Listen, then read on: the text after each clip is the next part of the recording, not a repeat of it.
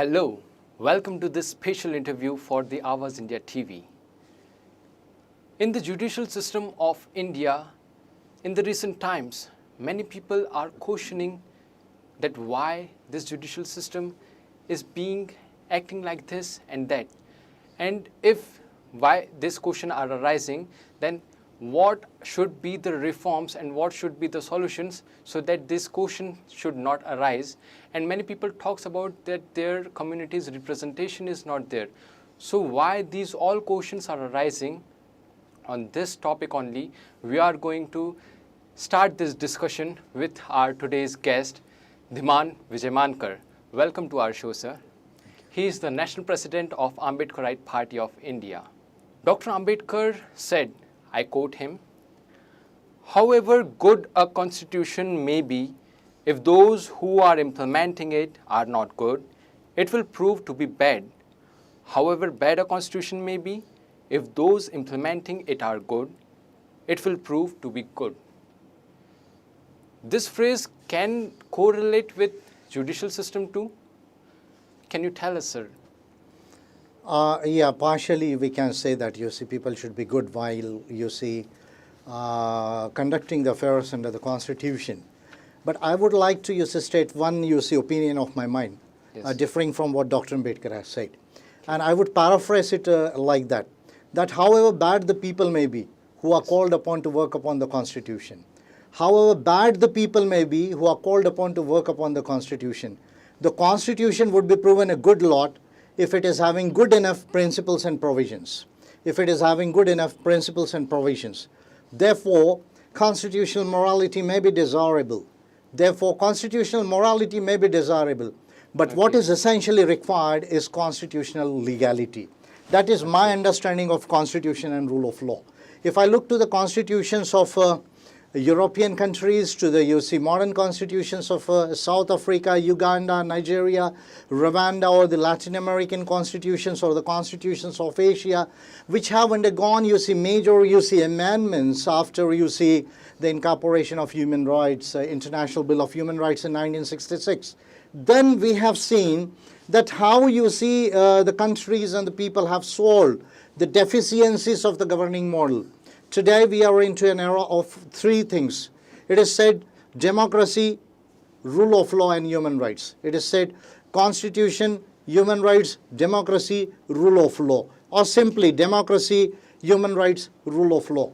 So if we can integrate these three provisions in the constitution, that constitution itself becomes very effective. Okay. So it denies the bad people from conducting the affairs, constitutional affairs. So, sir, can accusers also can take advantage of the judicial system, or else can judiciary system can become biased towards any religion, caste, or else any political party, etc. So can it is there any possibility of it?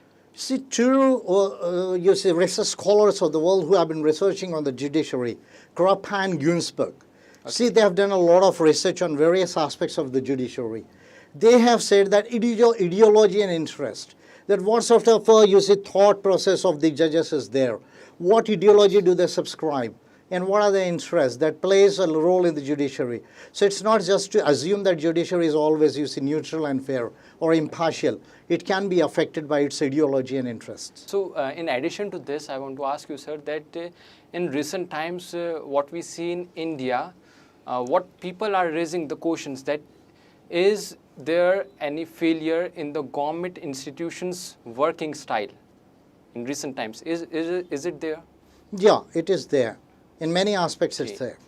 So what can be the possibilities of political pressure on this judicial system or else any government institution? Is there any possibility? Yeah, because if you see the appointment process and the elevation process and the removal process, and the post-employment retirement, that after the retirement of 65 years, we are seeing that the judges of the Supreme Court of India are being, appointed to various tribunals. Now we've seen that, the ex-Chief Justice of India, Mr. Gogoi, has also been nominated to the Rajya Sabha, to the Council of States. So all these four processes, that is the selection, that is appointments, elevation, that is the promotion, and the removal, that is impeachment and the post-retirement benefits, if they are being conducted by the executive, then we can say that there can be political pressure. Point number one. Okay. Second, if the judges are subscribing to any particular ideology, as Gruppa and Günzburg have found in their researches, then they can also be biased by those ideology and interests. So how will you elaborate this Babri verdict which happened in recent times?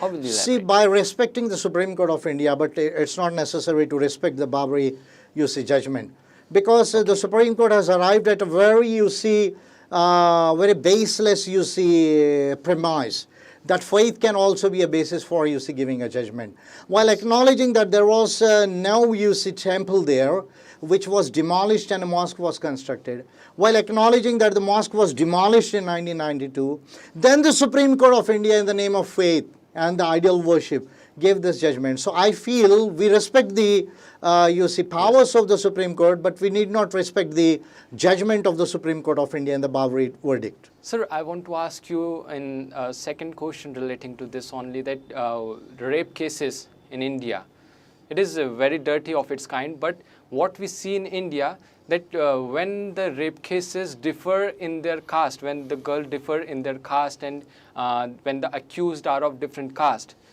the response from what public gives for these kind of cases are different.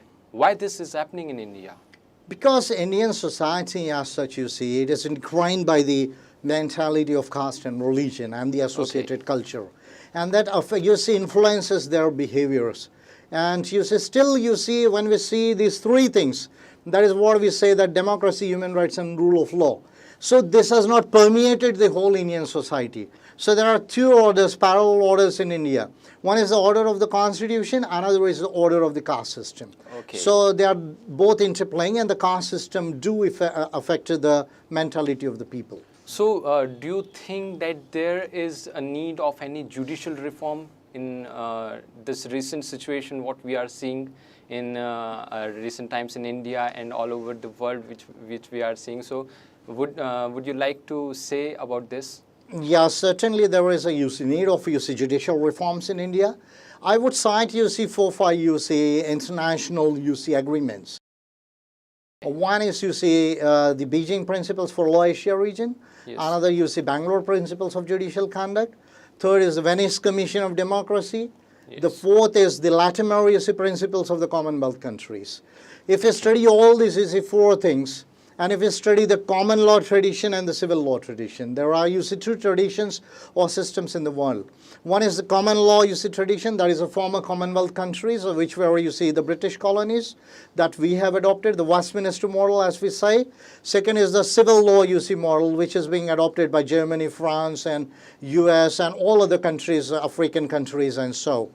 So if we consider these 2 models, basically 2 models of law actually, and there is also third model that is called the Communist model, Communist Party model of China. Yes. But we'll discuss these 2 models basically. We are required to have some 6, 7 major judicial reforms in India. If you want, I can list them or gradually we can discuss. But I feel 6 to 7 reforms are required in India. So, in brief, what can be those reforms? First thing is that we should define judiciary as state in the Indian Constitution. That which it is not. If you see the Article 12 of Indian Constitution, yes. The definition of the state, so judiciary is not state in India. Yes. Only the parliament and the legislatures and the executive is the state, not the judiciary. So first of all, judiciary, we have to define judiciary as state in India. Yes. Second, we have to bring representation or reservation in the offices, because the judge, it's not a post, it's an office. And we don't have reservation in the office. If you read our constitution, yes. The reservation is only in appointment and post, 16.4, if I can quote 16.4. So we should bring representation in the offices, in the judicial offices. And it should also incorporate diversity, the gender diversity and all those things. These are 2 important points. Third, if you see 120 countries of the world, they are having judicial councils. Whereas we are in India are making appointments to the collegium system. So the collegium system, as settled by the second judge's cases of 1993, It's a system that's called a professional promotional model. You see, you are required to be an advocate, a practicing advocate in a high court for 10 years. Yes. If you read, you see Article 124, 3, A, B, C, and Article 217, 2, B and C, A and B. Then you'll find that you see we have adopted a professional promotional model. Okay. Whereas in the civil law tradition, there is a civil services model as it is there in Germany and US and all those things. Yes. Though we are having a provision of All India Judicial Services in Article 312(3), but it is not being executed yet. So we are still following the professional model. Okay. So we should adopt the judicial councils or commissions.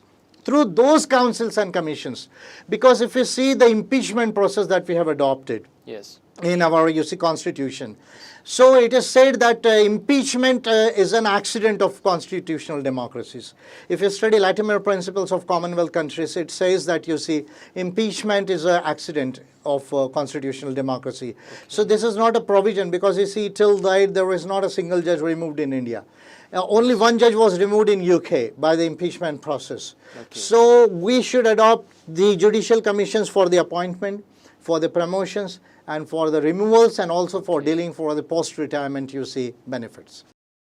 3 major areas, then another small areas are there. We can continue discussing point by point later. So since you are having this much of data, are you planning to table this bill to the parliament? I have already decided now to, prepare a bill on judicial reforms, comprehensive judicial reforms in India. Okay. I would be working it by going with the preoccupations of my party, management. Yes. Because APIs, there are in 20 states of India. Yes. And I have to move a lot in the country and conduct, frequent elections also. Yes. But I would be planning to, prepare this bill if any member parliament is ready to introduce it as a private member's bill, because the government is not going to bring it. So you have talked about 3 major points, but what would be the other points? The other major points are, we are required to, bifurcate the Supreme Court of India. Yes. And to create a constitutional court that would deal with only the constitutional matters and the matters of human rights. Okay. Other would be an appellate court which would be dealing with the civil and the criminal matters. Yes. So the 2 bifurcations should be there of the Supreme Court of India. Then there should be, if you see Article 130 in the Indian Constitution, it already speaks about different seats to be constituted of the Supreme Court of India. Okay. But yet we have seen that there is no seat apart from the Delhi major Supreme Court. And now if a person coming from Kerala, it takes almost all 2 days from Kerala to come to Delhi. And if he's coming for, the violation of his own, fundamental rights, yes. Particularly if you travel in Kerala Express in the summer season, you'll find that without taking a bath, they have to be there in the train, yes. Go to the Supreme Court, yes. Bear their own money, take all the pains, give a good fees to a good advocate there in Delhi, yes. And then get their own fundamental rights. Okay. So yes, this is a great inconvenience. So there should be 6 to 8 seats of the Supreme Court of India, one in Bangalore or Chennai or Thiruvananthapuram, but Bangalore would suit for the South Indian states. One should be there in Eastern India. Apart from Calcutta, it should be there somewhere in Guwahati. Then Calcutta or Guwahati. Third should be there in the Kashmir. So North, East, and South India. West, it should be there somewhere in Ahmedabad. And in Central India, it should be there in Nagpur. So if we are having 5 or 6 seats of the Supreme Court of India, constituting of 2 judges, so the elementary cases of the fundamental rights, they can be heard here themselves. Point number 1.